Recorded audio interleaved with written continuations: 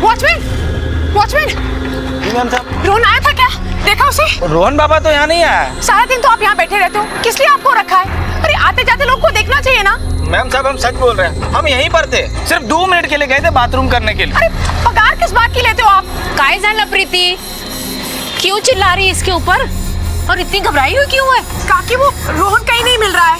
1 घंटा पहले शोभा के घर से ट्यूशन पढ़ के निकला था, पर अभी तक घर नहीं आया।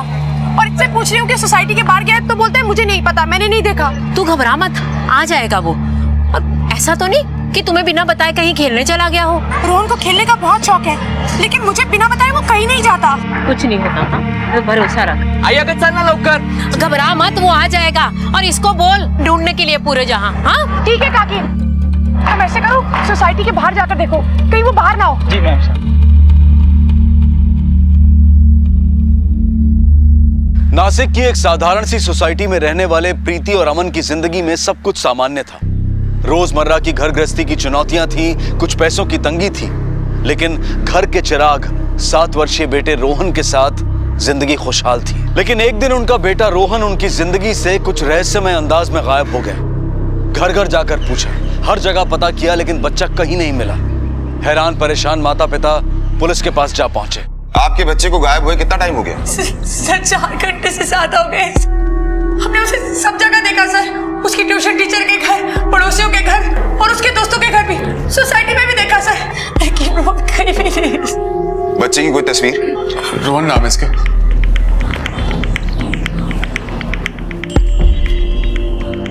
अच्छा, ये आप लोगों से किसी बात पे नाराज तो नहीं था, मतलब गुस्सा या कुछ और? जी नहीं, बिल्कुल नहीं, बल्कि वो बहुत खुश था। पापा, कंपाउंड में इतनी अच्छी साइकिल खड़ी है कि उसका प्लास्टिक भी नहीं निकला। पापा, उसका कलर भी मेरा फेवरेट है। ये तो देखना पड़ेगा किसका है। चलो ना बाबा, आ रहा हूँ बेटा। चलो ना बाबा। अच्छा कहाँ से कि बताओ। चलो। अरे वाह, ये तो वाकई भी बहुत खूबसूरत साइकिल है। किसकी है? पता नहीं बाबा। मुझे भी तो नहीं पता, पता करना पड़ेगा किसको इतनी अच्छी साइकिल मिल गई। शायद मुझे पता है, इसकी चाबी शायद मेरे पास है। रोहन बेटा, मैंने लास्ट ईयर प्रॉमिस किया था ना कि तुम्हें नई साइकिल दिलाऊंगा। जब तुम क्लास में फर्स्ट आए थे उस वक्त नहीं दिला पाया, इसलिए ये तुम्हारी नई cycle. I love you Baba. I love you too बेटा। लो, ए, रोहन की साइकिल, रोहन बैठा है साइकिल पे।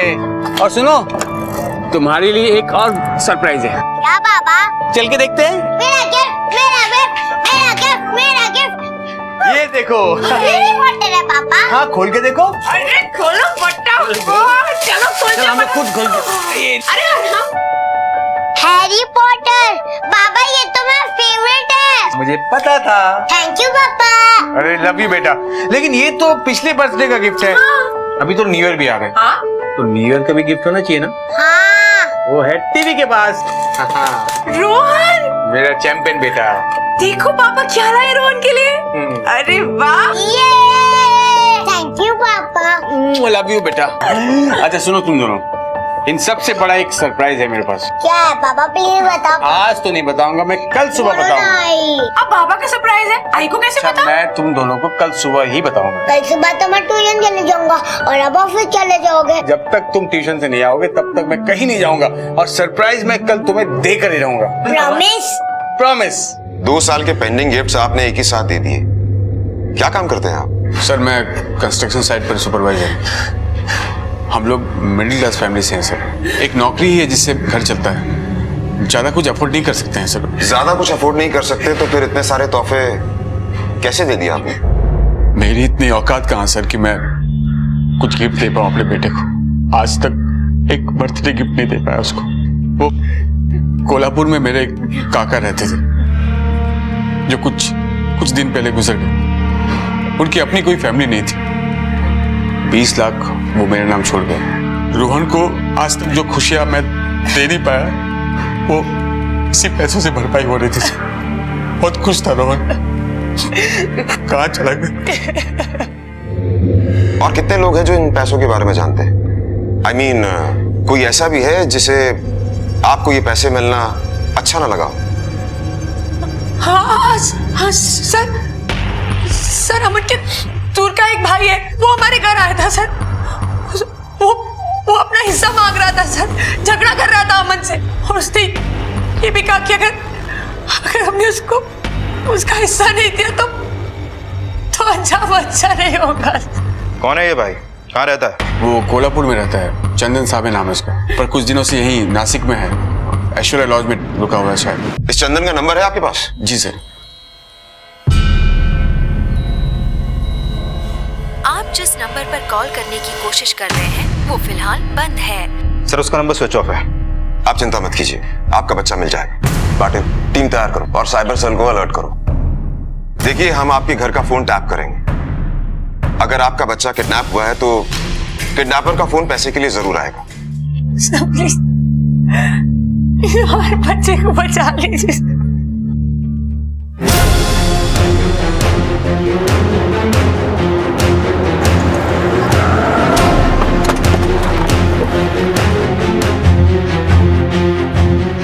मैडम, चंदन सवे नाम का आदमी आपके होटल में रुका हुआ है, उसका रूम नंबर? सर वो तो 1 घंटा पहले ही चेकआउट कर गए। जाने के लिए उसने कोई टैक्सी या ऑटो मंगवाई होगी? हाँ सर, कैलाश उनके लिए टैक्सी लेकर आया था। कैलाश को बुलाइए। हेलो कैलाश, रिसेप्शन पे आना प्लीज। चंदन ने ये रूम बुक करने से पहले कोई आइडेंटिटी प्रूफ दिया होगा। ये लीजिए सर, ये है कैलाश। चंदन सवे ने कहां तक के लिए टैक्सी मंगवाई थी? साहब उन्होंने तो बस स्टैंड के लिए बोला था।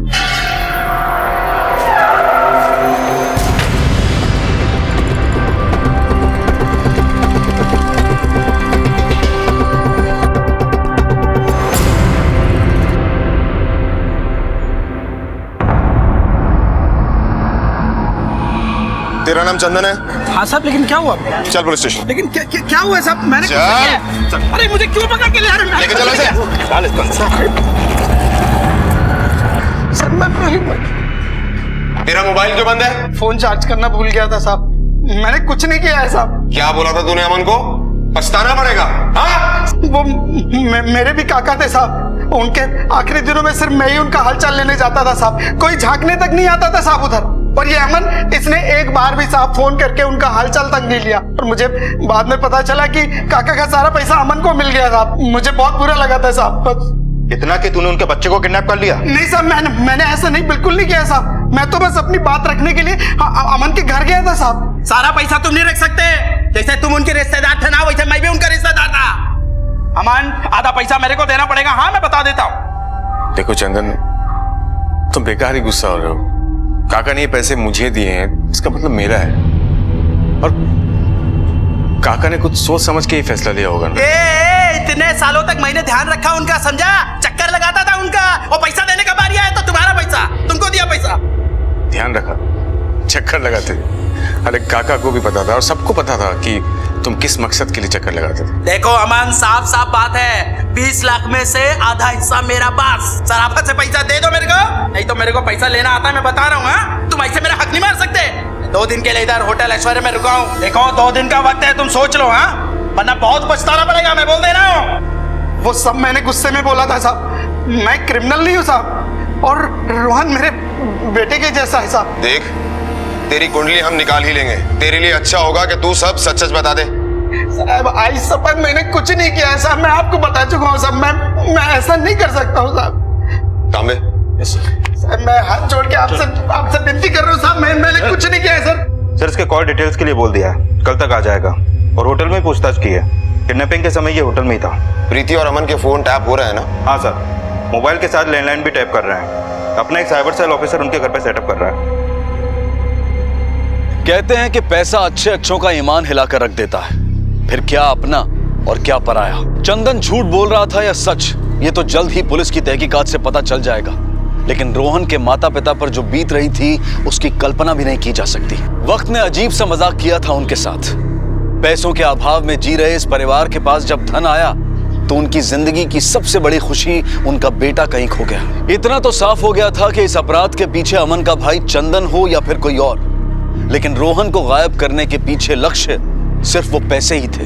लेकिन ताज्जुब की बात यह थी कि फिरौती को लेकर अमन को अब तक कोई कॉल नहीं आया था, या फिर शायद आने वाला था।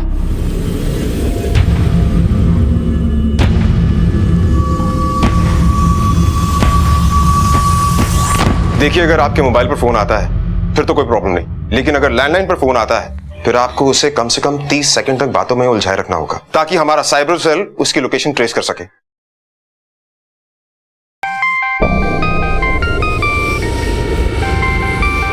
देखिए प्लीज। अननोन नंबर है। रिसीव कीजिए और लाउड स्पीकर पे डालिए। हेलो। हेलो मिस्टर रमन वागले। जी बोल रहा हूँ सर, मैं MNS टूर्स एंड ट्रेवल से बोल रहा हूँ। आपका होटल बुक हो गया है, वेजिटेरियन रेस्टोरेंट्स की लिस्ट भी निकाल ली है। और एक बात sir, if you want we can provide a complimentary bed also, बिना किसी एक्स्ट्रा चार्ज के। देखिए, प्रोग्राम में थोड़ा सा चेंज हुआ है। हम इस वीकेंड में नहीं आ रहे, अगले वीकेंड में पक्का आएंगे हम। और हमें कोई एक्स्ट्रा बेड की जरूरत नहीं है, हमारा बेटा हमारे साथ ही सोएगा। Thank you.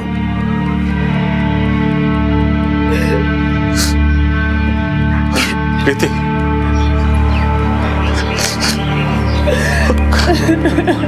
रोहन को कुछ नहीं होगा, वो आ जाएगा। रोहन को वापस ला। कुछ नहीं होगा उसको।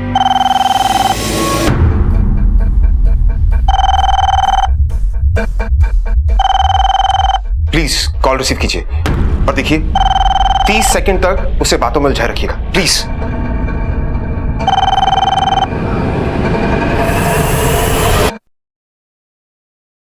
हेलो अमन। हाँ जी, बोल रहा हूँ। बहुत माल आ गया है ना तेरे पास, चल भाई थोड़ा ढीला कर। रोहन तेरे को वापस चाहिए ना? कौन बोल रहे हैं? क्या चाहिए तुम्हें? और रोहन तुम्हारे पास कैसे? कौन बोल रहे हैं? बता रहा हूँ, ध्यान से सुन। ज्यादा नहीं, रोहन को घर छोड़ने का सिर्फ 15 लाख लगेगा, वो भी कैश। कल फोन करके टाइम और लोकेशन बता देता हूँ। और सुन, अगर रोहन चाहिए तो पुलिस को दूर रखना, और डेड बॉडी चाहिए तो अभी जा सकता है। हमें कैसे मालूम कि रोहन तुम्हारे पास है?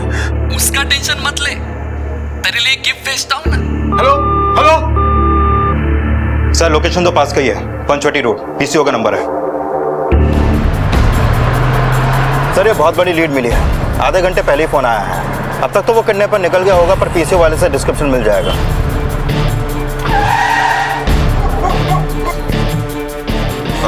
देखिए। हाँ बोलिए।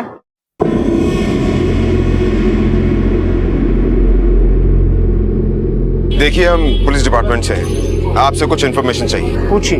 1 घंटा पहले किसी ने यहाँ से फोन किया था, आप उसे जानते हैं? नहीं साहब, वो 1 घंटा बहुत टाइम होता है, उसमें तो बहुत से लोग आके चले गए, और फिर मैं कैसे किसी को पहचान सकता हूँ?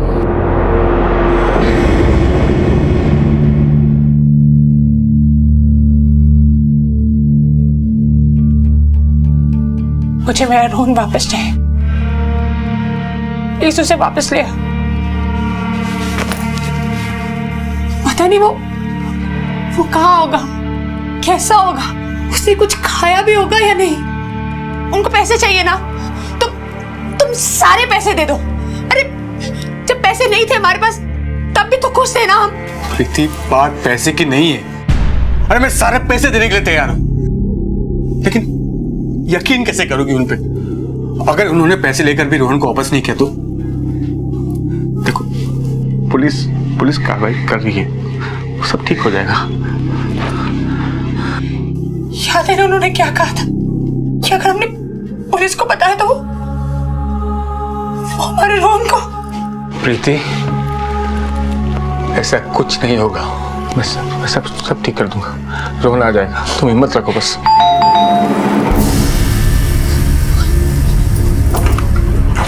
क्या है?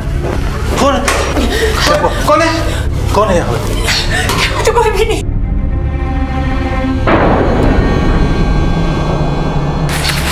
क्या है? किसका है ये? रोहन का। रोहन की टी-शर्ट है जो उसने कल पहनी थी। ये आगे जाया। बेटा रोहन। रोहन। बेटा। रोहन। बेटा रोहन। रोहन बेटा। ये कौन? एक काम करो, सुनो, तुम गेट की तरफ देखो, मैं टेरेस पे देखता हूँ। ठीक है।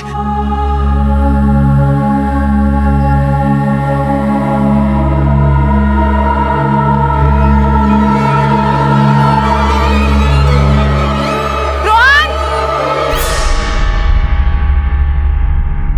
खौफ और डर का व्यापार करने वाले आमतौर पर खुद बहुत डरे हुए होते हैं। ऐसे में वो क्या कर जाएं, कुछ कहा नहीं जा सकता। रोहन का किडनैपर पैसों को हासिल करने के लिए डेस्परेट हो रहा था और इस बात का अंदाजा उसके आखिरी एक्शन से लगाया जा सकता था। लेकिन सबसे बड़ा रहस्य तो यह था कि अपराधी हाउसिंग सोसाइटी में आया, पैकेट छोड़ा, ना किसी ने उसे आते हुए देखा और ना ही किसी ने जाते हुए। पुलिस का मानना था कि हो ना हो अपराधी सोसाइटी के अंदर से ही आया था। फिर तो खोज कहीं और नहीं बल्कि अंदर ही होनी चाहिए थी।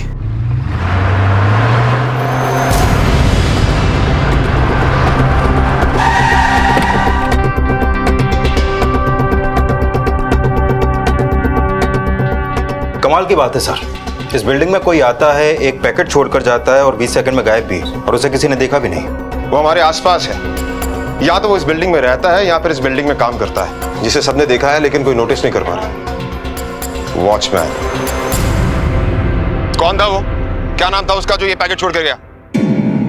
पता नहीं साहब, हमने यहाँ पर किसी को आते जाते नहीं देखा साहब। जीता जागता आदमी आता है, पैकेट छोड़ता और निकल जाता है, और तूने इसे देखा नहीं? सच बता रहे साहब, हमने नहीं देखा किसी को भी आते। और ये पैकेट कहाँ से आ गया हमको नहीं मालूम है।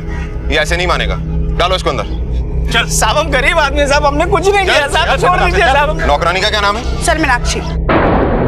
उसे भी लेकर आओ। Okay sir. तेरा कहना है तू गेट से हटा नहीं, ना ही कोई बिल्डिंग में आया और ना ही कोई गया, तूने कुछ नहीं देखा। तो वो आदमी कहाँ गया जिसने ये टी शर्ट अमन के घर के बाहर रखी?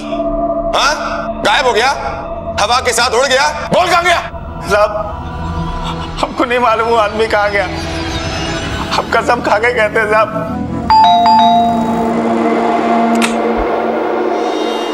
हमारे बिल्डिंग से बच्चा गायब हुआ है, पता है? हाँ सुना तो है, लेकिन कुछ ज्यादा पता नहीं। हाँ, एक रात पहले मैंने उसे देखा था, फिर दूसरे दिन सुबह प्रीति उसे ढूंढ रही थी, फिर पता चला कि अचानक गायब हो गया। वो लड़का कौन है? ये मेरा बेटा है संजय। क्या काम करता है? अभी पढ़ाई खत्म की है, नौकरी की तलाश कर रहा है। आप रोहन को कब से ट्यूशन पढ़ा रही है? लगभग 1 साल से। और कितने बच्चों को ट्यूशन पढ़ाती हैं? 4-5 बच्चे हैं और सभी इसी बिल्डिंग के हैं। ट्यूशन पढ़ाने की कोई खास वजह? आप तो जानते हैं कि एक की कमाई से कुछ नहीं हो पाता। मतलब पैसों की प्रॉब्लम रहती है। तुझे पता था कि उनके घर में पैसा है? मुझे कुछ नहीं मालूम था साहब। जोर से बोल, एक पढ़ेगी ना, बरोबर बोलेगी, बोल जोर से। हाँ, मुझे मालूम था कि उनके घर में पैसे रखे हुए हैं।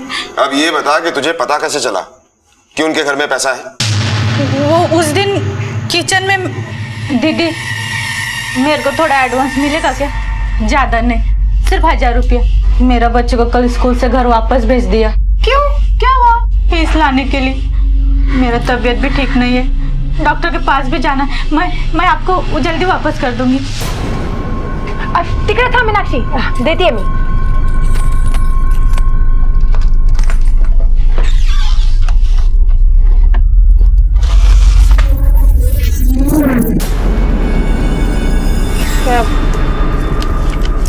ये रख।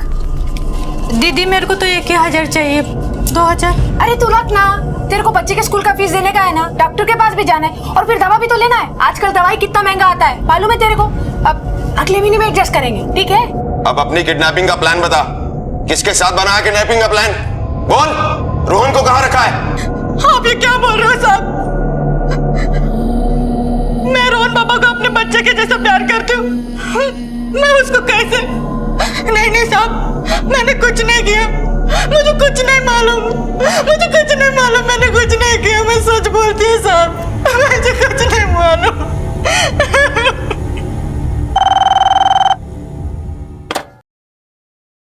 हेलो सुन, पैसा कल सुबह 11 बजे कमला मिल कंपाउंड के पास जो कंस्ट्रक्शन वाली बिल्डिंग है ना, वहां छोड़ देना और ज्यादा शाना मत बनना।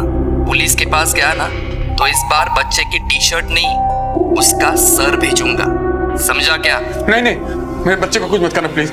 मैं पैसे लाऊंगा कल, मैं कमला मिल जाऊंगा, पैसे लाऊंगा प्लीज, मेरे बच्चे को कुछ मत करना please. Hello hello hello sir, बच्चे को मारने की धमकी दे रहा सर, कुछ कीजिए सर। You don't worry. पता लगा? यस सर, इस नंबर से फोन आया था। इस नंबर की कुंडली निकालो पाटिल। सर देखिए मिस्टर अमन, प्लीज आप हमारे साथ कोऑपरेट कीजिए। हम ऐसा जाल बिछाएंगे कि वो बच नहीं पाएगा, हम हर हाल में उसे पकड़ लेंगे। पैसे का बैग तैयार कीजिए प्लीज। नहीं, हमें आपकी कोई मदद नहीं चाहिए। जाइए आप हमारे घर से। अमन, अमन बोलो इनको कि जाए हमारे घर से। प्रीति समझो। अमन तुम समझ क्यों नहीं रहे हो? उन लोगों ने मना किया था पुलिस को पता नहीं। वो मार देंगे हमारे रोहन को। देखिए आपके बच्चे को कुछ नहीं होगा, हम उसे बचा लेंगे। हम सिविल ड्रेस में जाएंगे, बिल्कुल ऐसे। उन्हें पता नहीं लगेगा कि हम पुलिस वाले हैं। मुझे कुछ नहीं सुनना, उनको पैसे चाहिए ना, हम दे देंगे। आप जाइए हमारे घर से बस। सर कुछ कीजिए सर। जैसे मैं। हाँ काबले बोल। ठीक। क्या हुआ सर? आप दोनों को हमारे साथ पुलिस स्टेशन चलना होगा। पुलिस स्टेशन क्यों? चलिए।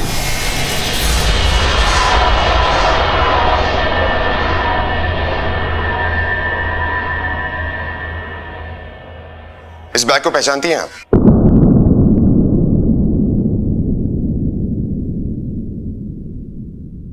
आज सुबह शहर के बाहर गांव के कुछ लोगों को तालाब के किनारे एक सूटकेस मिला। जब उन्होंने उसे खोला तो उसमें बच्चे की डेड बॉडी थी। बैग उसके साथ था।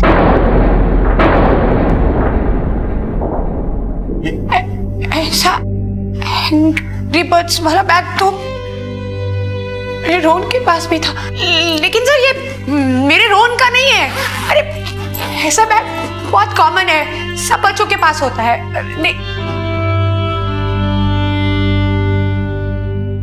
अरे नहीं अमन, ये बॉटल भी बहुत कॉमन है सर। मेरे रोहन को कुछ नहीं हुआ सर।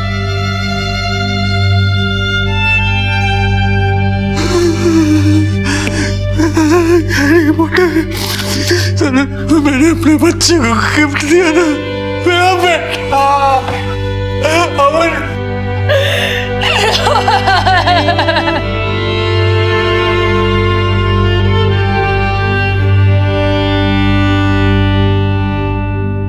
अमन और प्रीति की दुनिया एकाएक अंधेरे में खो गई। उनके जीवन का चिराग बुझ गया। सिर्फ चंद रुपयों के लिए किसी ने उनके आशियाने को तहस नहस कर दिया। प्रीति और अमन के केस में अचरज की बात तो यह थी कि अपराधी ने बिना पैसे लिए ही रोहन को मार दिया। लेकिन क्या वो अब भी बच पाएंगे?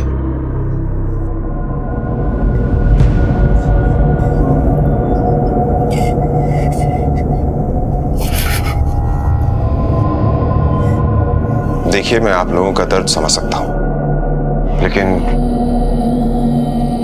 मेरी आप लोगों से यही रिक्वेस्ट है कि हमें आगे बढ़ना चाहिए।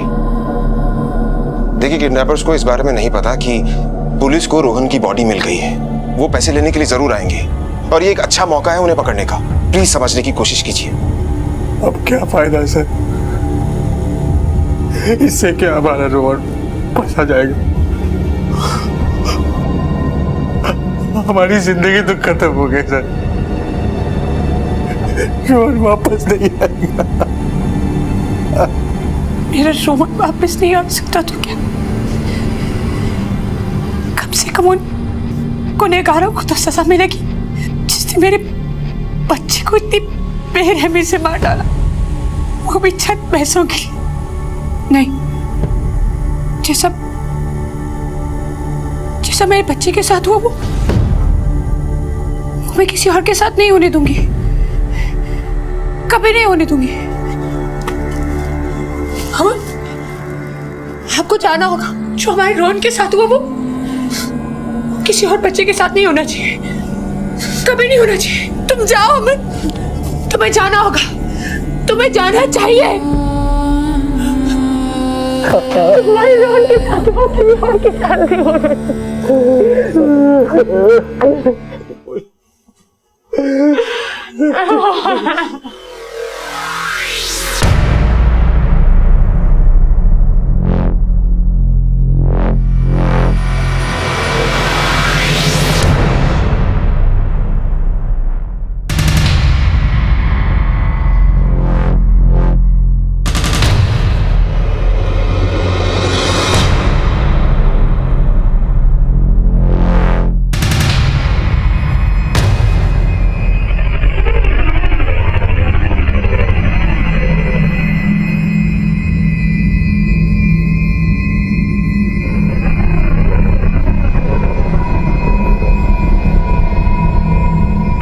Patil, be alert. Yes sir.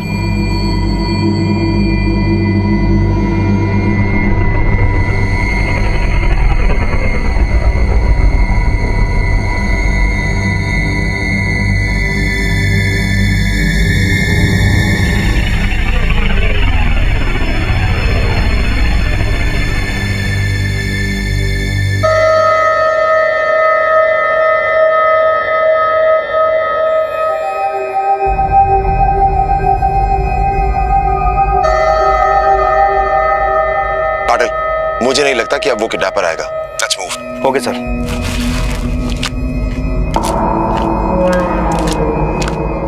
Sir लगता है कुछ गड़बड़ है।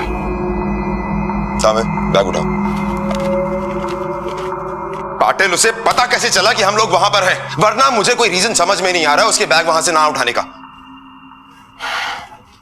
सर जिस मोबाइल से फिरौती के रकम के लिए फोन आया था वो प्रीपेड कार्ड था और उस कॉल के बाद से वो नंबर ऑफ है। सर रिकॉर्ड से पता चला है कि इसी नंबर से धुले जिला के अंबेडकर नगर में किसी से 3 बार बात हुई है और जिस व्यक्ति से बात हुई है सर उसका नाम महेश नाइक है और ये है उसका डिटेल्स।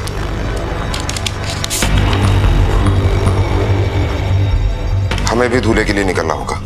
कौन था ये महेश नायक और कहां था ये महेश नायक? पुलिस के सामने इस वक्त एक सस्पेक्ट था, एक आरोपी था। इस बात के प्रमाण थे कि फिरौती का कॉल उसी के मोबाइल से आया था, लेकिन अब भी इन तथ्यों की कड़ियां जुड़ नहीं रही थी। पुलिस की पिछली तहकीकात का एक पहलू अब भी अनसुलझा रह गया था। प्रीति और अमन के घर के सामने वो पैकेट कोई सोसाइटी के अंदर से ही छोड़कर गया था। तो क्या ये महेश नाम का सस्पेक्ट उस वक्त सोसाइटी में ही मौजूद था? अपराधी और कानून के बीच में अब शायद कुछ ही लम्हों और कुछ ही कदमों का फासला रह गया था।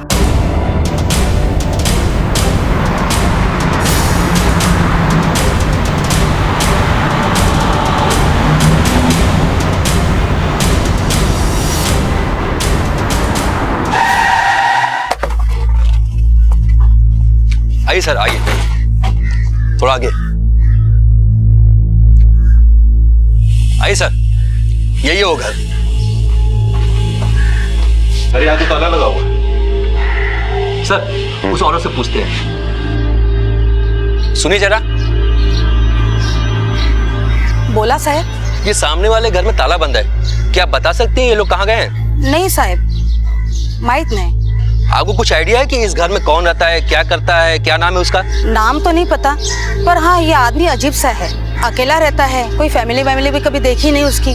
पता नहीं क्या करता है क्या नहीं करता है, कुछ पता नहीं चलता। इससे पहले कब देखा था? ये सोमवार से तो वो आया ही नहीं है। पाटिल, हम लोग सही ट्रैक पर हैं। एक काम करते हैं, इस घर की तलाशी लेते हैं। जी सर। चलिए। तांबे। Yes sir. तोड़।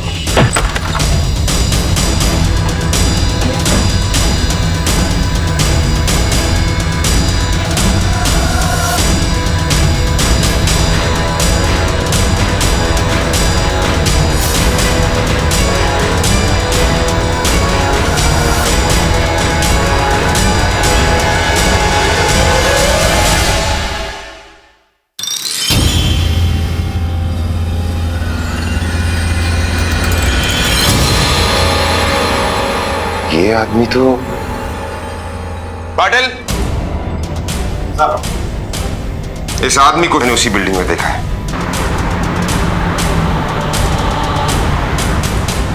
इस तस्वीर को सब लोग ध्यान से देख लो। ये वही आदमी है। बिल्डिंग में जाकर बिल्डिंग के हर फ्लैट, हर आदमी से पूछताछ करो।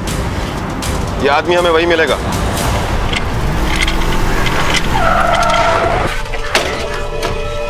किसे देख, नहीं रहता है क्या ये?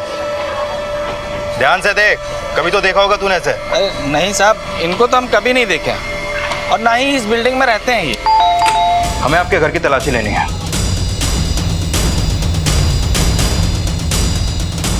सर कोई नहीं है। इस आदमी को पहले आपने कभी देखा है? इसे जानती हैं? नहीं, मैंने कभी नहीं देखा इसे। मैं नहीं जानती हूँ। Are you sure? हाँ, नहीं देखा इसे कभी। देखिए, हम इस आदमी की तलाश कर रहे हैं, इसलिए इस बिल्डिंग के सारे फ्लैट चेक कर रहे हैं।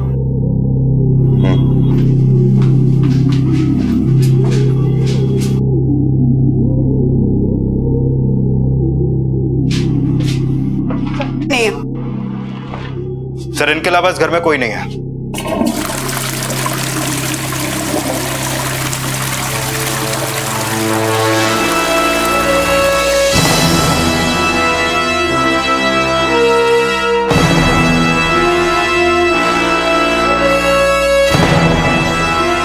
पकड़ो इसे। अरे सर पढ़ने क्या लगा? चल इधर। सर मेरी सर मेरी बात तो।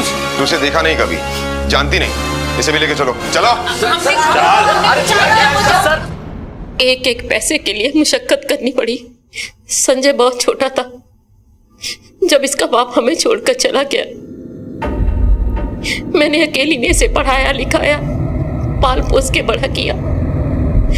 सोचा कि ये कुछ बन जाएगा तो मेरी जिंदगी संवर जाएगी, पर नहीं, संजय भी अपने बाप की तरह निकम्मा निकला। हर वक्त घर में सोते रहना, कोई काम ना करना। मैं सोचती थी कि कब ये कुछ बनेगा, कब कुछ करेगा, कब मेरे दिन संवरेंगे। फिर हमें ये पता चला 4 महीने हो गए, अभी तक पगार नहीं मिली। कहा ना तुझे, तेरा अगला पिछले महीने का ना सब हिसाब चुकता कर दूंगी। बस नहीं दिया ना तो मैं भी बोल देती हूँ, मैं आपका काम छोड़ दूंगी। एक आप हो और एक वो प्रीति दीदी, हर महीने के पहली तारीख में मेरे हाथ में पगार रखती है। मैंने उनको एक बार 1000 रुपया मांगा तो उन्होंने मुझे 2000 दिया, वो भी एडवांस। ये रख। दीदी मेरे को तो 1000 चाहिए। 2000। अरे तू रख ना, उनके पास बहुत पैसा होगा, हमारे पास नहीं है। जितना ज्यादा पैसा है ना उनके पास, उतना बड़ा दिल भी है उनका। उनके पास इतना पैसा कहाँ से आएगा? उनके कोई काका 20 लाख रुपए छोड़ गए हैं। इतने सालों तक मैंने ध्यान रखा उनका, समझा? देखो अमन, साफ साफ बात है, 20 लाख में से आधा हिस्सा मेरा पास। बता दो ये सब मैंने किया। मैंने मारा रोहन को। मुझे पता था रोहन 9 बजे ट्यूशन में जाता है, इसलिए मैं उसका इंतजार कर रहा था पहले से। और जैसे वो आया मैंने उसे। हे रोहन, इधर आ, तेरे को कुछ दिखाना है। नहीं, मुझे बाबा के पास जाना, मुझे देर हो रही है। पापा ने मेरे लिए सरप्राइज रखा है। वही तो तुझे दिखाना है, तेरे पापा भी यहीं पे। चल आजा आजा, जल्दी आजा। हमें मजबूरन उसे मारना पड़ा, क्योंकि वो हमें पहचान रहा था और कोई चारा नहीं था हमारे पास। क्यों मारा बच्चे को? मैंने मारा सर। क्या मारा बच्चे को? संजय का फोन आया था मेरे को साहब। संजय बोल रहा हूँ। हाँ संजय बोल रहे, क्या हुआ? एक बच्चे की बॉडी को ठिकाने लगाना है। अरे हारेपन, तुम लोग उधर क्या लफड़ा किए जो मतलब? और वो सब कुछ छोड़ यार, तुझे पैसे चाहिए कि नहीं? अरे करने का रे, तो जल्दी यहाँ पे आ। वो संजय मेरे को इस काम का 5 लाख रुपया देने वाला था। मेरे को भी पैसों का जरूरत था साहब। उसको बॉडी को ठिकाने लगाने के लिए जगह की तलाश थी साहब, तो मैं उसको ताला वाली जगह पर लेकर गया था।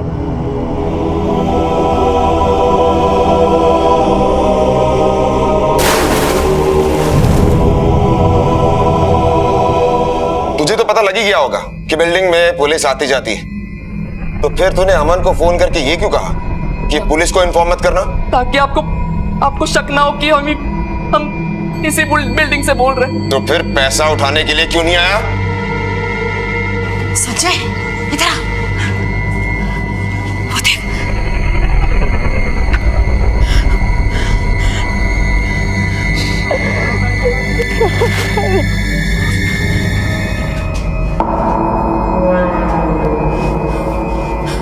मतलब बॉडी मिल गई इनको, अब सब खत्म हो गया। कोई पैसा वैसा नहीं मिलेगा, सब भूल जा। पैसा तो दूर की बात है, अब फांसी के फंदे के बारे में सोच जिसमें तू लटकने वाला है। रोहन की हत्या भारती और संजय ने उसकी ट्यूशन खत्म होने के 15 मिनट बाद ही कर दी थी। उसकी बॉडी को बैग में डाला, टैक्सी में लेकर गए और तालाब में फेंक दिया।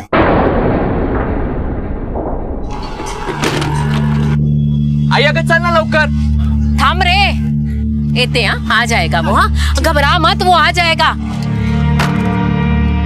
देखा था, मैं वही खड़ी थी, मेरे सामने वो बैग को खाई में डाल के लेके, लेकिन मुझे क्या पता था कि मेरा रोहन, मैं कुछ नहीं कर सकी, मैं कुछ नहीं कर सकी। अब देखना चाहिए था।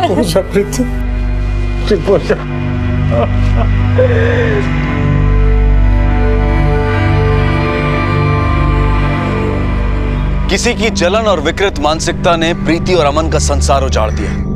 किस्मत ने अमन को अपने बच्चे की ख्वाहिशें पूरी करने का मौका दिया था, लेकिन किसी के लालच ने उससे वो मौका भी छीन लिया। महेश भारती और संजय पर आईपीसी की धारा 302 के तहत हत्या के लिए, धारा 361 के तहत अपहरण के लिए और धारा 120B के तहत सबूत मिटाने के लिए मुकदमा चल रहा है। अब मैं अनूप सोनी आपसे विदा लेता हूं। फिर मुलाकात होगी अगले एपिसोड में एक और चौंका देने वाले केस के साथ। तब तक अपना और अपने परिवार का ख्याल रखें और देखते रहें क्राइम पेट्रोल डायल 100। सबक एक को, सीख हम सबको। जय हिंद।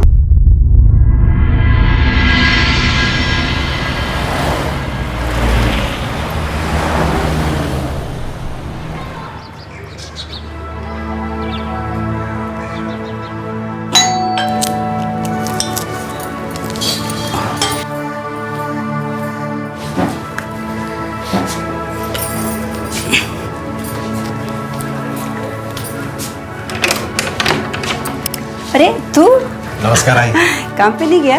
हाँ जाना है ना, बाद में जाना है। आ जा। आई हाँ अभी ना बहुत हो गया तेरे घुटने का। हाँ इस महीने ऑपरेशन करा डालो। हाँ रे करा लूंगी। हाँ और नहीं तो क्या। ये रिमोट किधर रखा है? देख वहीं कहीं होगा। मिला? हाँ मिला। ये आई मस्त कड़क चाय पीने का मन हो रहा है। तो बना ना 2 कप इलायची डाल के। मैं बनाता हूँ, बैठो। बिना चीनी वाली है?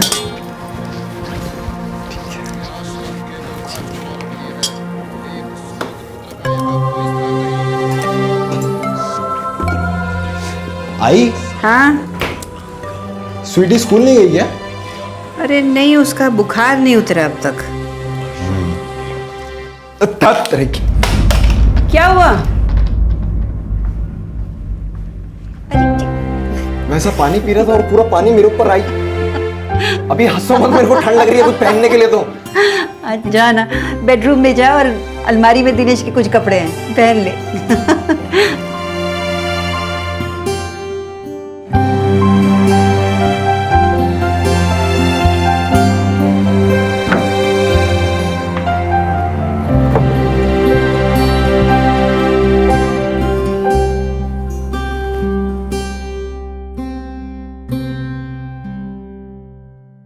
सोनू मामा,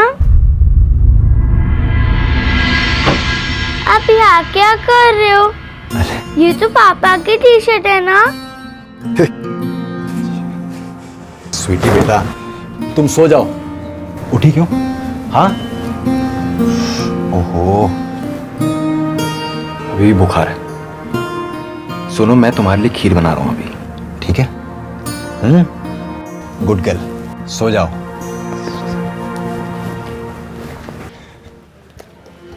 ये ठीक है? ये अरे तुझे तो एकदम ठीक हो गया। आपका बैंक वाला काम हुआ? अरे कहाँ, वो चल ही रहा है बस। कहते हैं अभी आधार कार्ड का फोटो ठीक नहीं है। जाने क्या क्या, ये सरकारी काम कोई आसान होते हैं? पीछे लगो तब जाके कहीं होता है। जाने दो, क्या बिगड़ता है, आधार कार्ड नहीं है।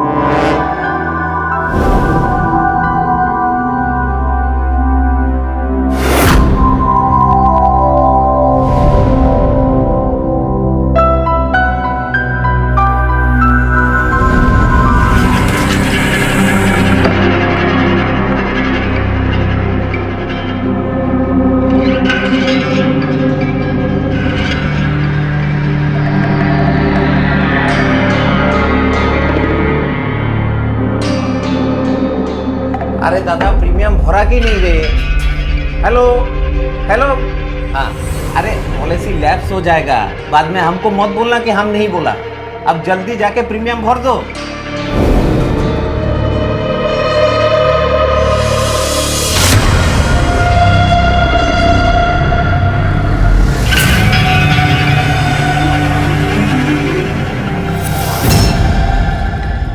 शहरों में जितनी तेजी से लोग बढ़ रहे हैं उतनी ही तेजी से लोगों के बीच की दूरियां बढ़ रही हैं। हमें अक्सर ये नहीं पता होता कि हमारे पड़ोस में क्या हो रहा है। ऐसी स्थिति में जो बड़े बुजुर्ग अकेले रहते हैं वो अपराधियों के लिए आसान शिकार बन जाते हैं, और अगर अपराधी कोई करीबी इंसान हो तो खतरा और भी बढ़ जाता है। लक्ष्मी वागले सोनू को अपने बेटे जैसा मानने लगी थी। बड़ी आसानी से उन्होंने सोनू पर इतना भरोसा कर लिया था कि वो सोनू को घर की हर छोटी बड़ी बात बताने लगी। लेकिन इस तरह के अंधविश्वास का अंजाम कभी कभी जानलेवा साबित हो सकता है।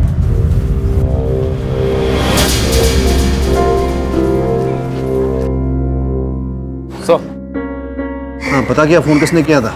सर, एक मिस्टर चैटर्जी हैं, उन्होंने फोन किया था।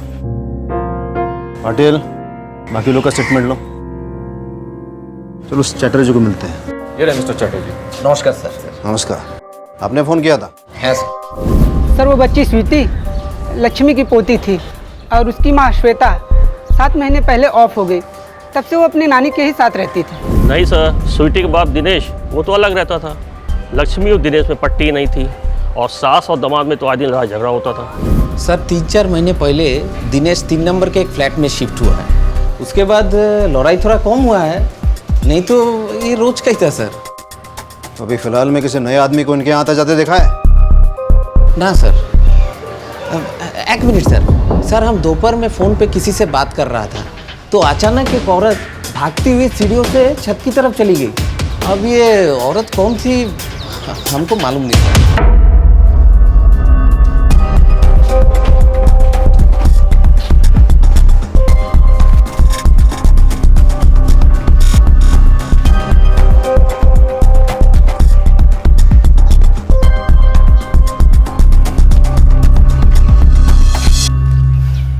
सावंत, एक चीज नोटिस की तुमने? छत इंटरकनेक्टेड है। हाँ सर, और छत के जरिए एक बिल्डिंग से दूसरी बिल्डिंग में आराम से आ जा सकते हैं। ये छत का चप्पा चप्पा स्कैन करो, हो सकता है खून की छींटे, जूतों के निशान या फिर कोई और सुराग मिल जाए। जी सर। चल। चैटर्जी साहब, ये छत हमेशा खुली रहती है क्या? हाँ सर। तुम कौन हो? मैं सर सोनू, ये 2 नंबर बिल्डिंग में रहता हूँ। 2 नंबर तो यहाँ क्या कर रहे हो? मैं सर, फैमिली जैसी थी मेरी ये। लक्ष्मी आई को आई बुलाता था सर मैं। स्वीटी मामा बोलती थी सर मेरे को। मैंने मना किया था आई को कि दिनेश को घर से बाहर मत निकालो। किस बात पे लड़ाई होती थी दोनों की? किस बात पे क्या सर? दिनेश का चक्कर चल रहा था सर, सलोनी के साथ। सलोनी कौन है? मेरे को लगा आपको मालूम होगा सर। सलोनी बार डांसर है सर, यही बाई कोला में रहती है। दिनेश शादी करना चाहता था इसके साथ, लेकिन आई सख्त खिलाफ थी कि शादी नहीं होगी। आखिरी बार कब देखा था उसे? यही 1-2 दिन पहले सर। आज नहीं तो कल तो मरेगी ना। ये प्रॉपर्टी पैसा किसका? मेरा। उसमें से 1 लाख रुपए तो मांग रहा हूँ, क्या प्रॉब्लम है? मेरी बेटी आईसीयू में थी और तू इसके साथ। कुछ भी भूली नहीं हूं मैं। अरे 1 लाख क्या 1 रुपया नहीं दूंगी मैं तुझे इस नचनिया पे लुटाने के लिए। और देखते रहना, सारा पैसा मैं स्वीटी के नाम कर जाऊंगी। तू ऐसे नहीं मानेगी बुढ़िया। अब देख मैं तेरे से कैसे पैसा निकलवाता हूँ। चल सलोनी।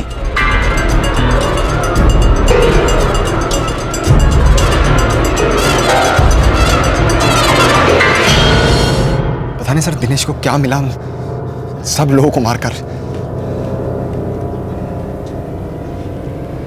सावंत, उस दिनेश और सलोनी को उठा लो, देखते हैं क्या निकलता है। उनके सर के पीछे किसी भारी भरकम चीज से चोट की गई थी। इतनी बुरी तरह की खोपड़ी फट गई। उसके बाद पेट में 7 बार चाकू से वार किया। फिर उस मासूम बच्ची का गला काटकर उसे भी मार दिया। अपराधी ना ताला तोड़ के घुसा, ना ही कोई हाथापाई का निशान है। मतलब कि जो भी लक्ष्मी जी के घर में घुसा वो उनके जान पहचान का ही था। तुम्हारे पास तो उनको मारने का पक्का मोटिव भी था। जितनी नफरत तुम अपनी सास। क्या कह रहे हैं सर? सास को छोड़िए, मैं अपनी बेटी को मार दूं? क्यों? दिनेश की सास और उसकी बेटी, उन दोनों को रहते हुए तुम दोनों शादी नहीं कर सकते थे और तुम दोनों को लक्ष्मी की प्रॉपर्टी भी चाहिए थी, इसलिए दिनेश ने उन दोनों को हमेशा हमेशा के लिए रास्ते से हटा दिया। नहीं सर, दिनेश वैसा आदमी नहीं है सर। वो तो स्वीटी से बहुत प्यार करता था। इतने साल के सर्विस में मैं एक बात सीख गया हूं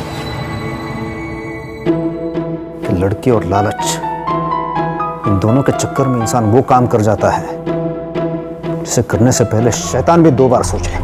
तो फिर क्या तुमने मारा स्वीटी को? नहीं नहीं सर, मैं कैसे मार सकती हूँ स्वीटी को? वो तो मेरी बेटी जैसी थी सर, और स्वीटी भी मुझे बहुत लाइक करती थी। आई शपथ सर, मैंने नहीं मारा उसे। उस दिन तुम काम पे नहीं गए थे तो कहाँ थे तुम? उस दिन मैं सलोनी के साथ उसके घर पे था सर। अच्छा, तुम तो इधर थी ना, लक्ष्मी जी के घर पे। उनके पड़ोसी ने तुम्हें छत पे जाते हुए देखा था जब तुम मर्डर करके वहां से भाग रही थी।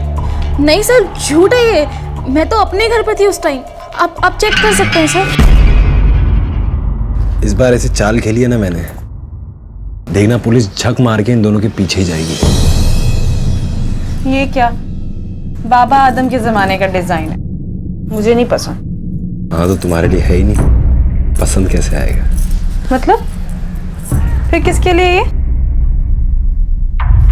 मोहम्मद अली रोड पर एक दुकान है,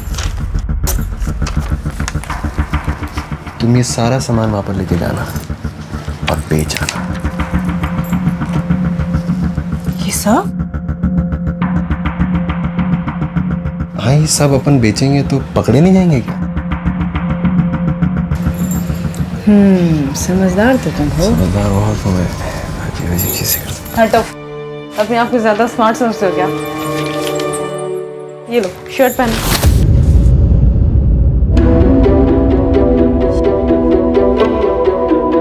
जल्दबाजी में गलती कर दी ना दिनेश राव। देखो तुम्हारी टी शर्ट मिल गई उस बिल्डिंग के पीछे कचरा पट्टी से, और स्वीटी और लक्ष्मी जी के खून के निशान भी है इस पे। क्या नहीं? टी शर्ट मेरा ही है सर ये, पर जब से घर शिफ्ट किया 5 महीने पहले तो टी शर्ट वहीं पे रखा था आई की अलमारी में। देखो ये कहानी किसी और को सुनाना, समझा? वरना हलक में हाथ डालकर सच्चाई निकलवा लूंगा। आखिरी बार पूछ रहा हूं, सच बताओ। सर मैं सच बोल रहा हूँ सर, पिछले 5 महीने से टी शर्ट मैंने नहीं पहना, आई शपथ।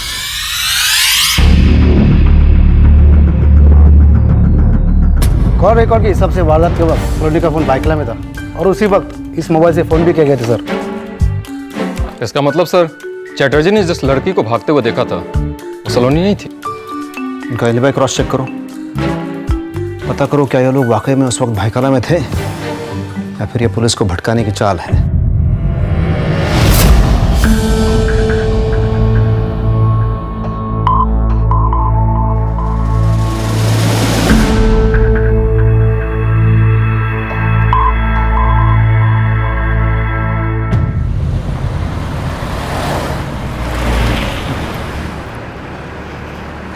सर, टी शर्ट पर डेट 5 महीने पहले की है। बिल्डिंग के बाजू वाले धोबी से पूछा तो उसने बताया कि उसी का लिखा हुआ है। दिनेश ने भी कहा कि पिछले 5 महीनों से उसने यह टी शर्ट नहीं पहनी क्योंकि लक्ष्मी जी की अलमारी में थी। सर दोनों के बयान मैच कर रहे हैं। ये भी तो हो सकता है सावंत कि पिछले 5 महीनों में दिनेश कभी भी लक्ष्मी के यहाँ जाके अपनी टी शर्ट ले गया हो, या फिर उसने खुद ने यह खून नहीं किए बल्कि किसी और से करवाए हैं। तो अब सर और रगड़ना है उनको? नहीं, वो दिनेश और सलोनी को छोड़ दो। अभी तक हमारे हाथ ऐसे सबूत नहीं लगे हैं जिसके बिना पर हम उन्हें यहाँ रोक सके, लेकिन जल्दी ये लगने वाले हैं। मैंने ऐसी चाल चली है कि पुलिस झक मरा के भी उनके पीछे जाएगी। बड़े डींगे मार रहे थे ना, छोड़ क्या दोनों। अब दूसरा इंतजाम करेंगे। सोनू का दिमाग देखा नहीं है। पता नहीं क्या दिखाओगे तुम।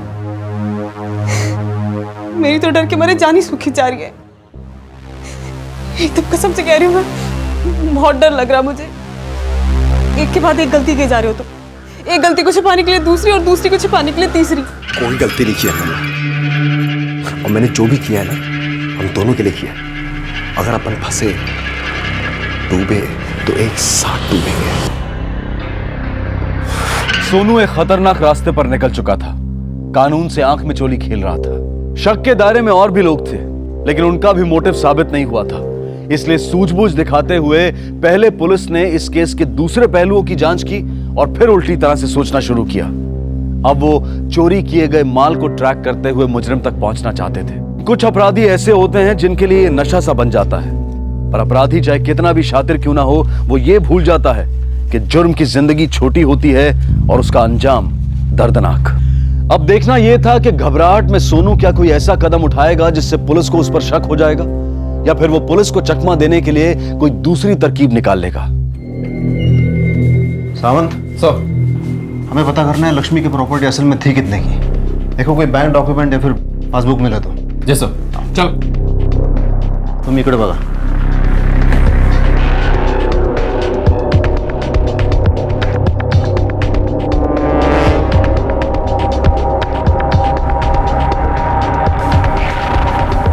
हाँ सावन। कुछ नहीं मिला सर।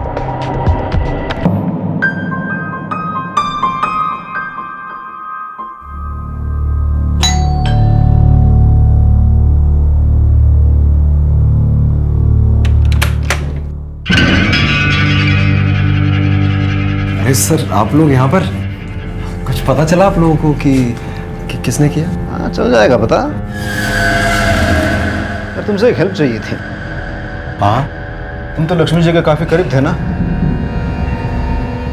फिर तो तुम्हें पता होगा उनका अकाउंट कौन से बैंक में था। सर मैं करीब ज़रूर था, लेकिन ये बैंक अकाउंट की बातें ये सब ये घर वालों को ज़्यादा पता होती हैं। अब था तो मैं पड़ोसी। दिनेश को ज़रूर पता होगा अगर आप उससे पूछेंगे तो।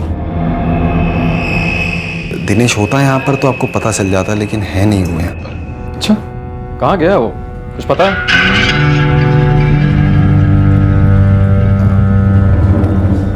सर मालूम नहीं है कि बोलना चाहिए नहीं बोलना चाहिए। अब दिनेश है मेरे बड़े भाई जैसा, लेकिन तो पैसे लोगे मुंह खोलने के? नहीं सर ऐसा कुछ नहीं है। बस बात इतनी सी है कि दिनेश जिस हिसाब से रात को यहाँ से चोरी चुप के निकला था, काफी डाउटफुल लग रहा था वो। आप कौन है?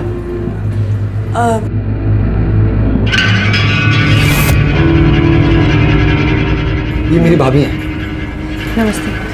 नमस्कार।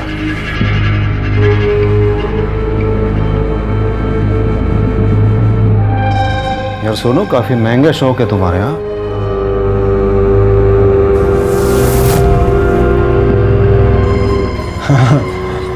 हाँ सर वो थोड़ा बहुत मुझे म्यूजिक का शौक है। तो वो काम क्या करते हो तुम?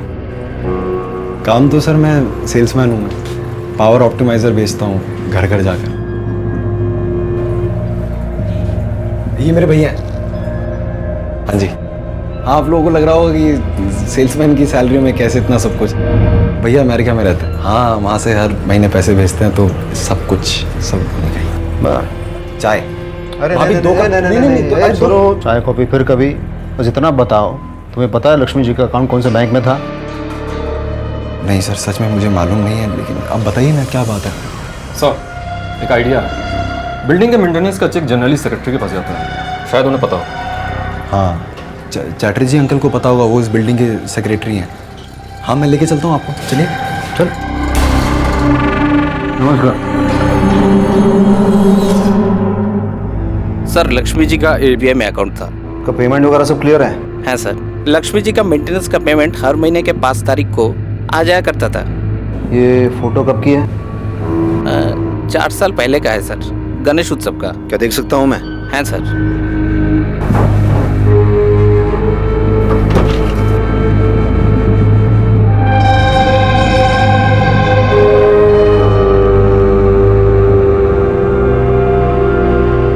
देख रहे हो सावंत, कितने सारे गहने पहने हैं।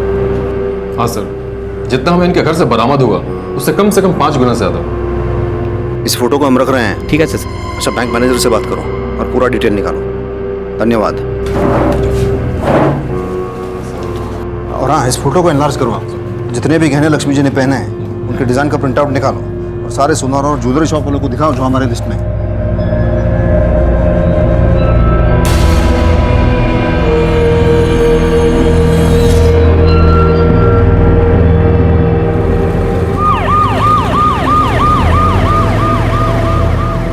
सावंत, एक बात शुरू से खटक रही है मुझे।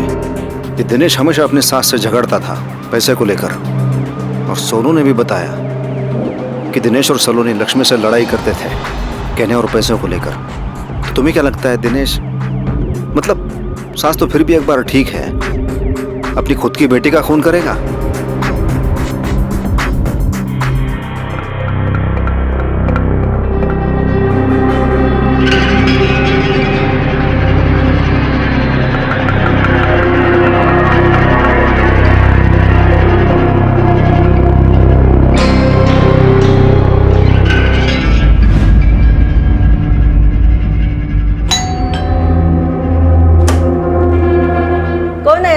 आंटी केबल कंपनी से आया। अच्छा आजा। सलोनी मैडम है क्या? नहीं रे, वो तो बाहर गई है। क्या काम था? वो मेरे को फोन किया मैडम ने, कह रही थी कि केबल का प्रॉब्लम है, कुछ चैनल नहीं चल रहा। तो चेक कर लेना, मेरा मराठी चैनल भी क्लियर नहीं दिखता है। मैं अभी बराबर चेक करता हूँ। हाँ मौसी पानी मिलेगा क्या? हाँ देती हूँ।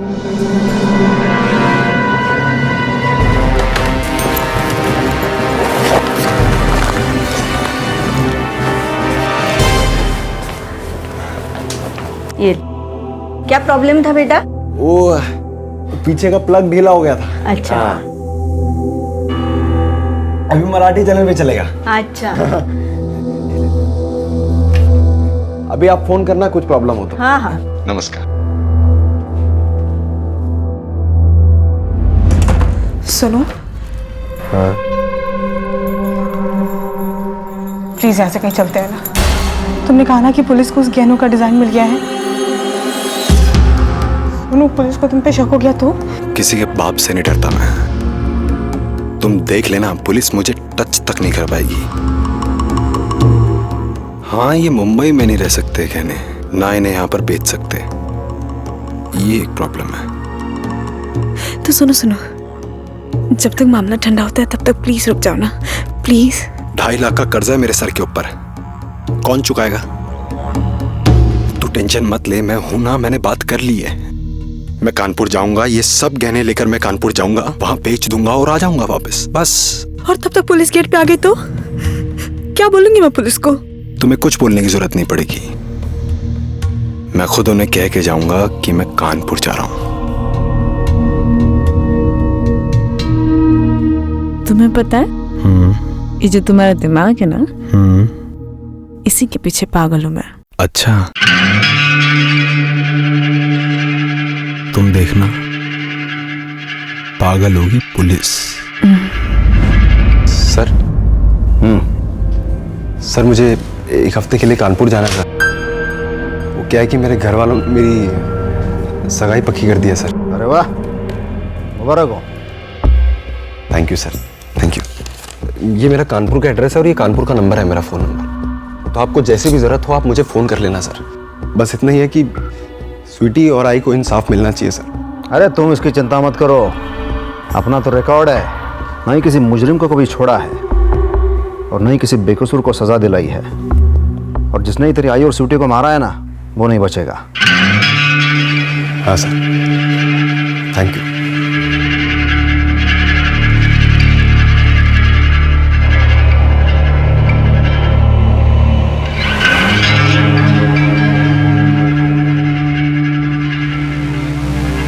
हाँ आमिर भाई, हाँ मैं कह रहा हूँ कि सब सेट हो चुका है। हाँ मैं आज शाम की ट्रेन से आ रहा हूँ। हाँ खुदा हाफिज़। क्योंकि सोनू हमेशा पुलिस से 2 कदम आगे चल रहा था, इसलिए पुलिस के पास उसके खिलाफ कोई सबूत नहीं था जिसकी बिना पर वो उसे जाने से रोक पाते। सोनू जानता था कि किसी भी मुजरिम के जुर्म का पहला सबूत उसका डर होता है, इसलिए उसने डंके की चोट पर पुलिस स्टेशन में जाकर अपनी सारी जानकारी दे दी ताकि उस पर किसी भी तरह का शक न जाए। लेकिन वो ये भूल गया था कि जुर्म अपने निशान पीछे छोड़ ही जाता है और उसका यही ओवर कॉन्फिडेंस उसे पकड़वा सकता था। सोनू अपनी आगे की प्लानिंग में लग गया। पुलिस की तफ्तीश भी जोरों पर थी। यह एक ऐसा पेचीदा केस था जिसमें हत्या और चोरी दोनों हुई थी, लेकिन पुलिस के हाथ अब तक कोई पुख्ता सबूत नहीं लगा था। सर, मेरी बैंक मैनेजर से बात हुई। उन्होंने बताया कि 3 दिन पहले लक्ष्मी ने अपना पूरा अकाउंट खाली कर दिया। टोटल 8 लाख कैश और 50 तोले सोना, सब कुछ निकाल लिया। ये उसका पर्सनल अकाउंट है? सर ये उनकी बेटी श्वेता का अकाउंट है, जिसका नॉमिनी श्वेता का हस्बैंड दिनेश था। फिर कुछ 7 महीने पहले श्वेता ने दिनेश को हटा के अपनी मां लक्ष्मी को नॉमिनी बना दिया। श्वेता की डेथ के बाद से लक्ष्मी इस अकाउंट को हैंडल करती है। मुझे लगता है सावंत, श्वेता को दिनेश और सलोनी के अफेयर के बारे में पता चल गया होगा। जी सर, श्वेता बीमार थी और उसे इस बात का डर था कि उसके जाने के बाद स्वीटी का क्या होगा, इसलिए उसने दिनेश को हटा के अपनी मां को नॉमिनी बना दिया। और इस बात पे दिनेश लक्ष्मी से भिड़ गया और उसने उसे धमकी दी, तो लक्ष्मी डर गई, तो उसने फैसला किया कि वो अपना बैंक ही बदल देगी। और इस बात की भनक दिनेश को भी लग गई। तो सारी थियरीज दिनेश की तरफ ही इशारा कर रही हैं। सिर्फ एक पक्के सबूत की जरूरत है, कत्ल का वो हथियार या फिर चोरी का माल। दिनेश को उठाते हैं फिर से। सर आप लोग क्या अरे हुआ वाह, सर? चलो अच्छा है तुम यहाँ आओ। घर की तलाशी लेनी है। क्यों सर, अब क्या हुआ? और सर बट हुआ क्या है?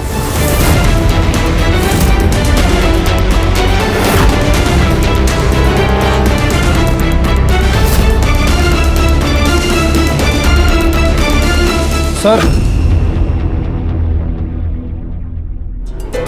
कैश और ज्वेलरी। मुझे नहीं पता कहाँ से आया। आई शपथ सब। बाकी का पैसा ज्वेलरी कहाँ है दिनेश? सर मुझे नहीं पता सर। ये लोग ऐसे नहीं बताएंगे। ले चलो इन दोनों को। चल सर नहीं सर, चल एक मिनट सुन सर। चल। क्या हुआ सर? कोई प्रॉब्लम?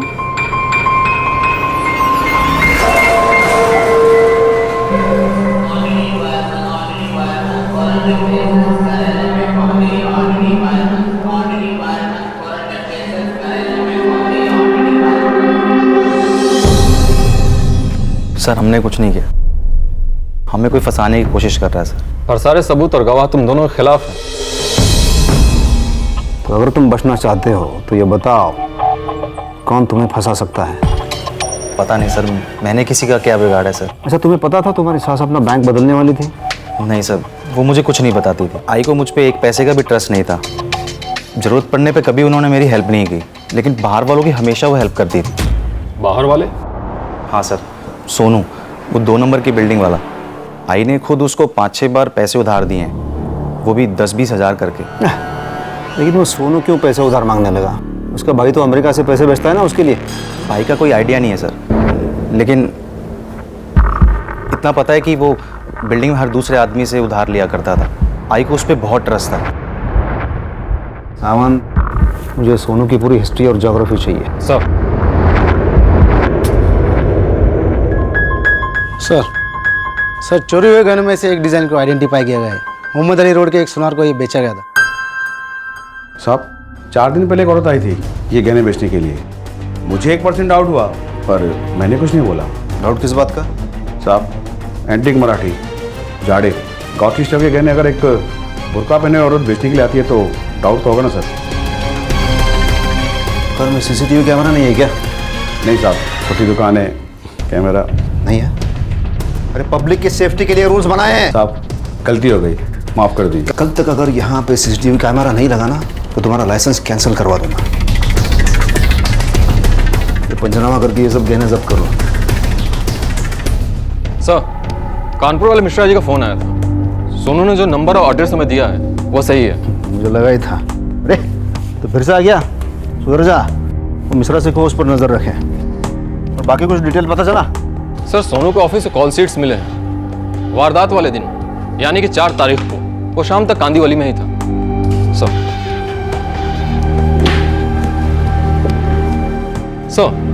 रजिस्टर में जो टाइम दर्ज है उसके हिसाब से जिस वक्त मर्डर हुआ उस वक्त उसने 2 सेल भी किए, तो मर्डर कैसे कर सकता है? कहीं हम गलत तो नहीं जा रहे सर? उसका बैंक डिटेल चेक किया तुमने? पिछले 1 साल का बैंक स्टेटमेंट्स निकलवाए हैं। एक बड़ी ही इंटरेस्टिंग बात सामने आई सर। शुरू के 7 महीनों में पहली तारीख को उसके भाई के फॉरेन अकाउंट से 1 लाख रुपए ट्रांसफर हो जाते थे, लेकिन पिछले 4 महीनों से 1 भी रुपया नहीं आया और आज की तारीख में लगभग उसका अकाउंट खाली है। हाँ, तो इसीलिए वो हर किसी से पैसे उधार मांगता रहा। तो दिनेश वाज राइट। लेकिन उसके भाई ने अचानक पैसे भेजना बंद क्यों कर दिया?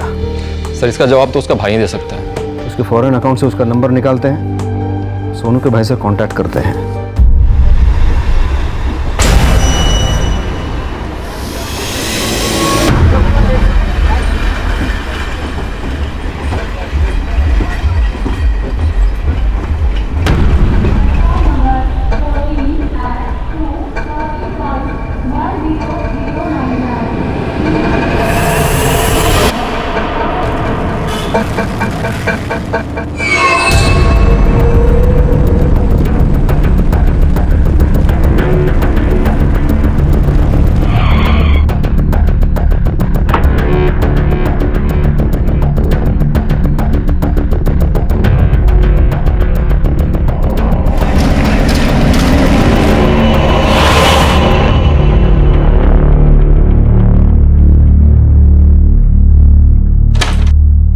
प्रणाम।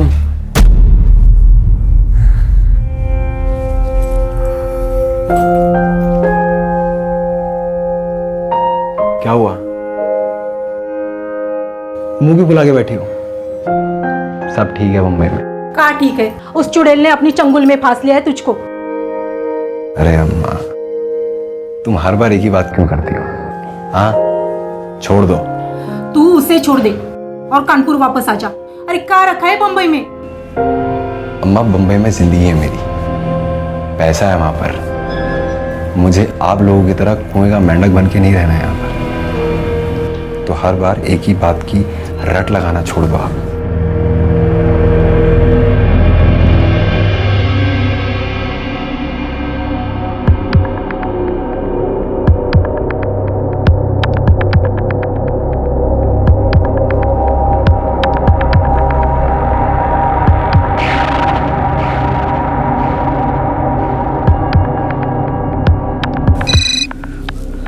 हेलो। हाँ आमिर भाई, सोनू बोल रहा हूँ।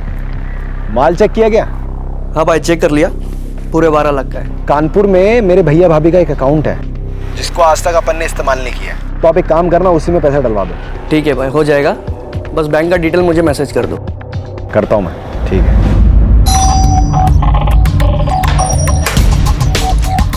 बेटा पापा है? हाँ एक मिनट पापा। मिस्टर भोसले जी, क्या आपने इस महीने की 4 तारीख को पावर हाउस कंपनी का ऑप्टिमाइजर खरीदा था? 4 तारीख को? हाँ हाँ, क्यों?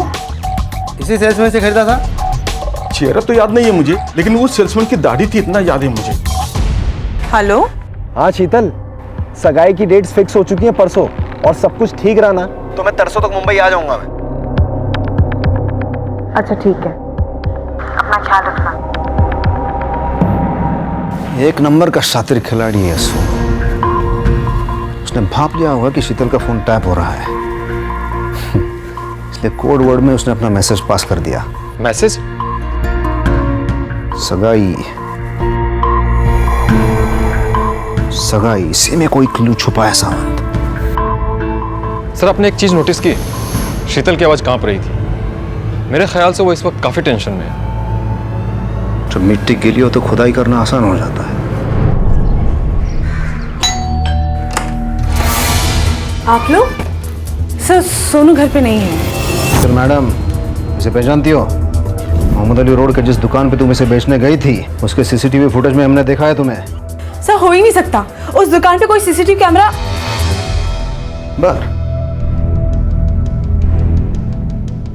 लेकिन सर, लेकिन साहब मेरी बात सुनिए। सर, इस ज्वेलरी के बारे में मैं कुछ नहीं जानती हूँ। सर एक मिनट। हाँ सर, मैं भी सेल्समैन ही हूँ। 4 तारीख को तुम ही गए थे ना कांदिवली, सोनू के बदले? 4 तारीख को बता। वो सर अपन दोनों की सेटिंग थी। दोनों में से एक का अर्जेंट कोई काम रहेगा ना, तो दूसरा उसका कॉल संभाल लेने का। तावड़े सर, इसका स्टेटमेंट लो। Perfect alibi, perfect crime. इतना परफेक्ट कि दूर दूर तक उस पर कोई शक न जाए। केस तैयार है सावंत, और गवाह भी तैयार है, और इस शीतल का कन्फेशन भी मिल जाएगा। अब इस सोनू को कोई बचा नहीं सकता। बहुत भगाया साले ने।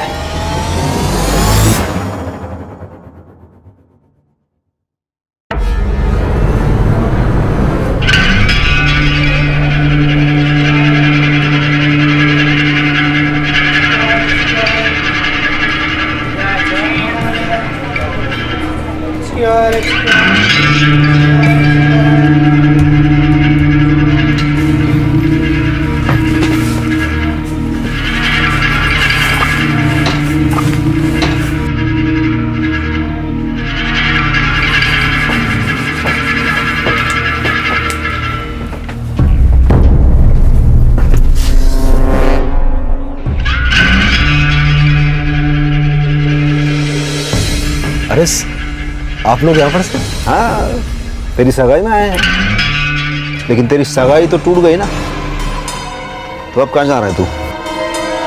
तुम्ही से पूछ रहे हैं, बताओ।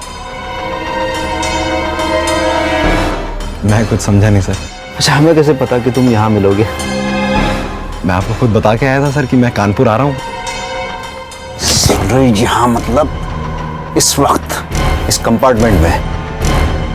आवड़े, तेरा ये दोस्त आमिर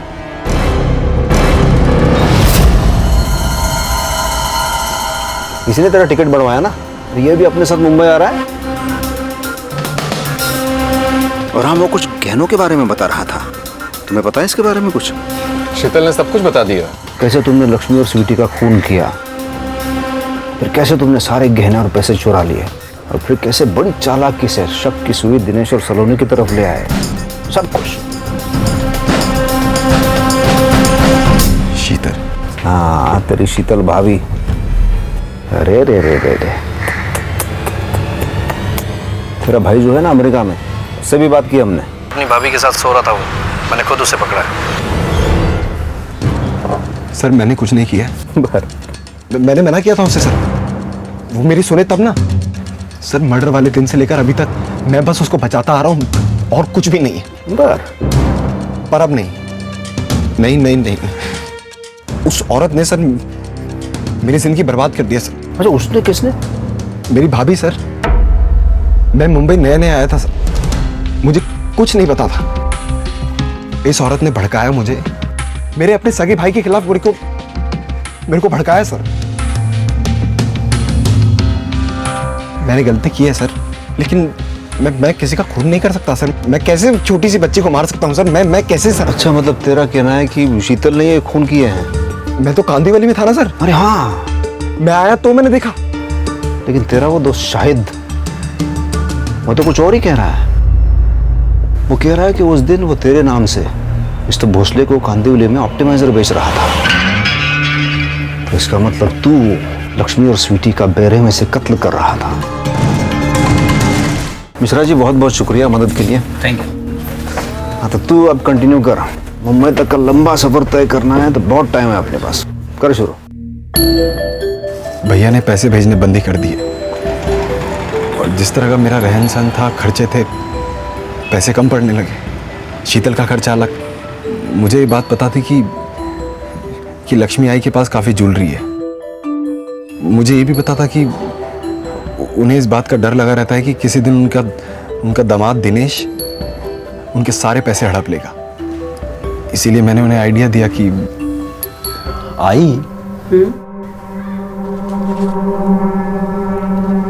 तुम ना सारे पैसे, गहने वगैरह सब कुछ निकाल कर ये वाला अकाउंट बंद कर दो। एक नया अकाउंट खुलवाते हैं और उसमें डाल देते हैं, और दिनेश को हल्की सी भी भनक नहीं लगेगी। मैं खुलवाऊंगा नया अकाउंट, हो जाएगा।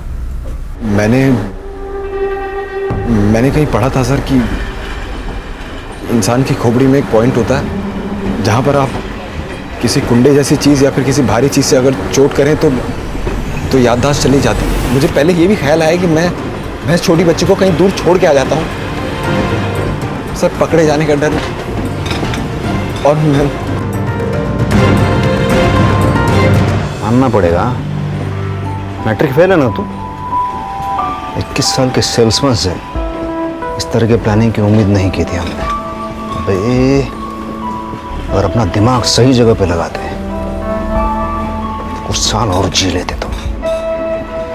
सोनू जैसे शातिर दिमाग वाले मुजरिम पुलिस से रोज नहीं टकराते, लेकिन मुजरिम चाहे कितना भी चालाक क्यों ना हो, कहीं ना कहीं गलती जरूर कर बैठता है, और फिर उसकी बनाई हुई फर्जी कहानी ताश के पत्तों के महल की तरह एक फूंक में ढह जाती है, क्योंकि कोई भी जुर्म परफेक्ट नहीं होता।